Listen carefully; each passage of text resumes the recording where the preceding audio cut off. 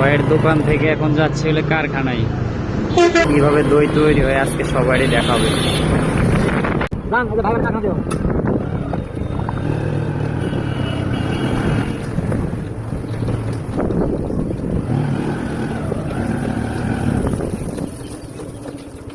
আসলে দেখেন একটা দই বানাতে গিয়ে কত পরিশ্রম আর কত কিছু, এই যে এসব জ্বালানি দিয়ে দই কিন্তু তৈরি করতে হয়। কোন জায়গায় দই তৈরি হয় সব আমি দেখাবো আপনাদের। এটা আমার ওই যে বম্বে সুইটস দোকানের ফারুক ভাইয়ের গোডাউন, যা কারখানা, এখানে দই তৈরি হয়। এখান থেকে তৈরি হওয়ার পরে আপনার দোকানে সেল হয়, আর দোকান থেকে একদম পুরা অল বাংলাদেশে দই ঢোকে।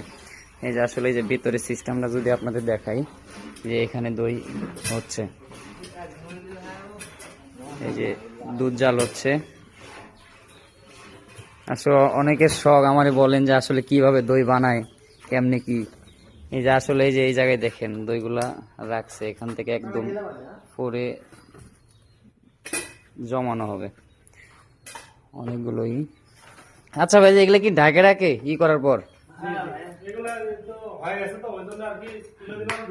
যাই হোক, এই তো এই যে দেখেন অনেকগুলোই। আসলে ভাইয়ের দোকানটা যতটুকু ছোট, তার আসলে এই যে তার কারখানা কত বড় সেটা আসলে বলে বোঝানো যাবে না। এইসব জায়গায় খালি দই হয়। এই যে সরা, আপনাদের যে সরাগুলো খাওয়ানো হয়, এই যে এখানে আরো দুধ জাল হচ্ছে।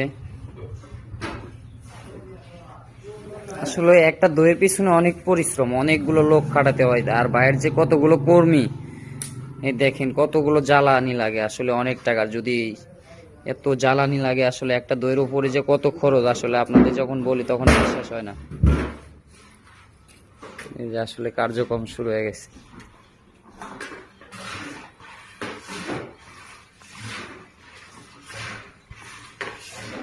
আসসালামু আলাইকুম।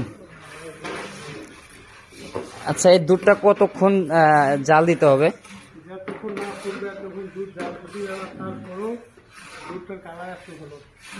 হলুদ না হওয়া পর্যন্ত জাল দিতেই হবে। এতে কতক্ষণ সময় লাগে আপনাদের? দেখেন আসলে একটা দই তৈরি করতে গিয়ে দুধটা কতটুকু পরিমাণ জাল দিতে হয়। 6 ঘন্টা এই পাতিলটা জ্বালাতে হবে। 6 ঘন্টা জ্বালানোর পর পুরা আপনি এক পাতিল দুধ দেখতেছেন, এই এক পাতিল দুধ আর থাকবে না, পুরা 3 ভাগের 2 ভাগ চলে যাবে, 1 ভাগ থাকবে। আর সেই তারপরে দই বানানোর পরে আসলে কি অবস্থা হবে দেখেন, একের পর এক চুলা জ্বলতেছে, কত পরিমাণে খড়ি লাগে। আপনাদের তো বাইরে দেখাইছি প্রথম। এই যে যখন দুধগুলো একদম পুরা শুকিয়ে যাওয়ার পরে যখন হাঁড়িতে নামানো হয়, হাঁড়িতে নামানোর পরে এই যে ঢেকে রাখা হয়। এর ভিতরে তো দই আছে তাই না? হ্যাঁ, এগুলো অলরেডি ওকে। আর এর পিছনে আর সময় যাবে না, এগুলো এখন প্যাকেট হবে, দোকানে যাবে, তারপরে ওখান থেকে সেল হবে, কাস্টমার হাতে যাবে। আর বাদ বাকি যেগুলো দেখতেছেন এগুলো যে আরো কত সময় লাগবে, এই দুধগুলো একদম শুকিয়ে যাবে। জাস্ট যদি 10 কেজি থাকে, এখানে 3 কেজিতে নামবে, তারপরে একটা দই হবে। আসলে অনেক কষ্ট ভাই। আপনারা তো বলেন দাম দর নিয়ে, আমার সাথে অনেকে অফিসে ঝামেলা করেন। আসলে যে কত পরিমাণে এক কষ্ট করতে হয় সেগুলো আপনারা তো এখনো জানেন না। আজকে বাস্তবে চিত্রটা দেখাইলাম।